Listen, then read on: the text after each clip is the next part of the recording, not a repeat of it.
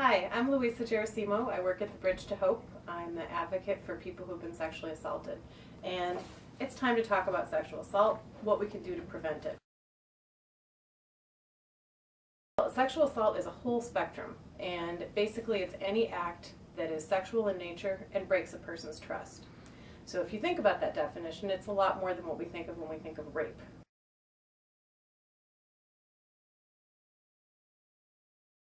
Good question. So sadly, it's very common. Sexual assault in this country is really, if it were an epidemic, everybody would be freaked out right now. People would be walking around with gloves and masks on.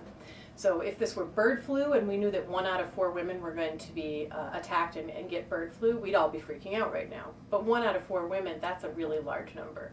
So if you're sitting in a classroom or you're sitting in an auditorium and you have every 4th woman stand up, think about how many people in an auditorium would be standing up. For men, it's 1 in 6 will be sexually assaulted in a lifetime. We used to think, when I got this office and I was digging through files, for instance, the older statistics from the 80s, they were saying 1 in 28 or 1 in 32 men were sexually assaulted. Now we're saying 1 in 6. Did it increase that much? No. What's happened is strong men are coming forward. Lance Armstrong, for instance. Movie stars are coming forward. Politicians are coming forward. People who speak on camera are telling their story about being assaulted at a church or at a camp or by a basketball coach or by a family member.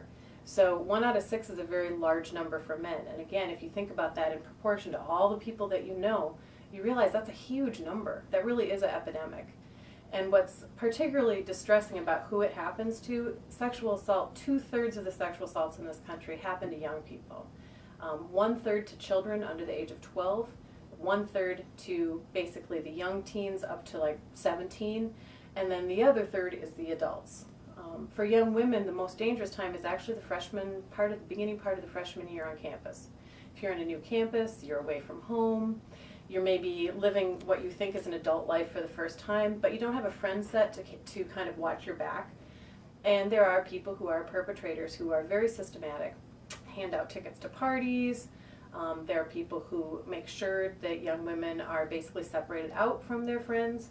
So this is a time when the highest risk of sexual assault for women is actually freshman year of college.